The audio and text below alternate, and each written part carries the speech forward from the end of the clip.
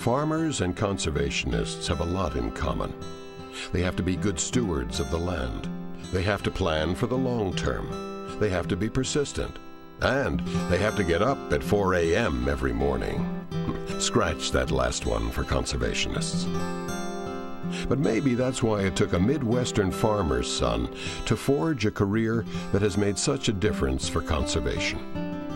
Growing up, John Flicker roamed the prairie potholes around his parents' Minnesota farm. There, he developed a lasting love of the natural world.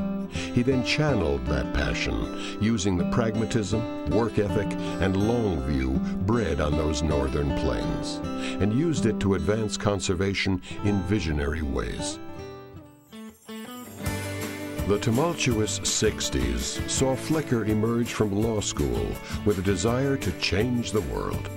An organization called the Nature Conservancy gave him that chance. For the next 21 years, Flicker helped to grow the Nature Conservancy into a powerhouse that protected land on an unprecedented scale. One example tells the story. In 1990, as executive director of their Florida state program, Flicker led the effort to create Preservation 2000. This 10-year, $3 billion program acquired and protected 1.5 million acres of land in Florida, the largest land conservation program ever enacted by any state. But Flicker recognized that protecting land alone wasn't enough. For conservation to effectively address the growing problems of climate change, habitat loss, and dwindling natural resources, it needed to engage many more people. And not just traditional environmentalists, but Americans from all walks of life. On assuming the presidency of the National Audubon Society in 1996, Flicker worked to make this happen. I recall with great joy when he first arrived at Audubon, and John was intelligent, and no question about the fact that he was charming. But the reason that Audubon accepted him was because he had the wonderful name of Flicker.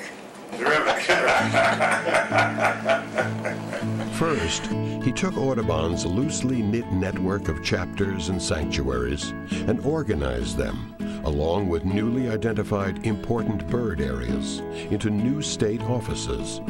With this model, Audubon could now develop effective local conservation with surprising impact on a larger scale.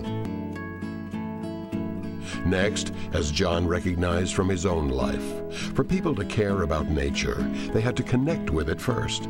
But just the opposite was happening. Americans were now spending 25% less time in nature than just 20 years prior. So he took another existing Audubon resource, Audubon Nature Centers, and re-envisioned them into something much greater.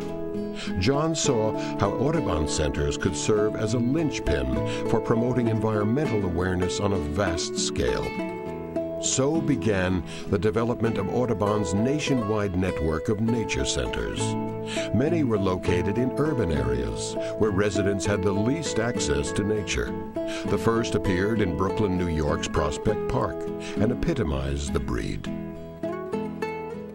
I first met John Flicker when we were all trying to convince him that this should be the first urban Audubon center. We had this really pretty building and so on, and we weren't too sure how he would like it here.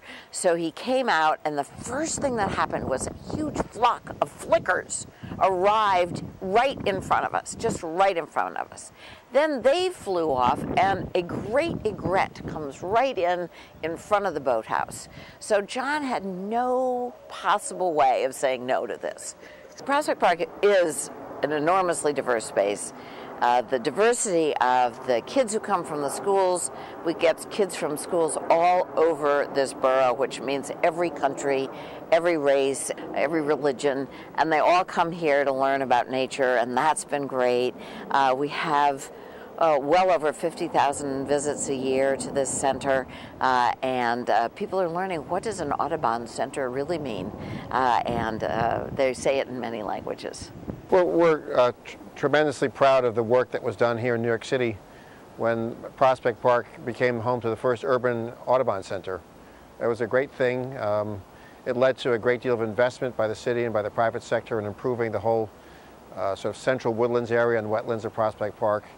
And the idea that Brooklyn, New York was going to be a place for an urban Audubon center and for community environmental education led by this prestigious national environmental organization was a big feather, forgive the expression, in our cap to have the Audubon Society get so involved with one of the world's great urban parks and with a great urban community. Today, 43 Audubon centers across the nation engage more than 1 million people every year in nature discovery. Beyond centers, John leveraged many of Audubon's programs to reach out to Americans of all demographic stripes. It's so funny that women are sort of an untapped audience. I mean, how is that even possible? There's an important connection between women and the natural world, and I think the protection and the sense of care that's necessary, I think we understand that.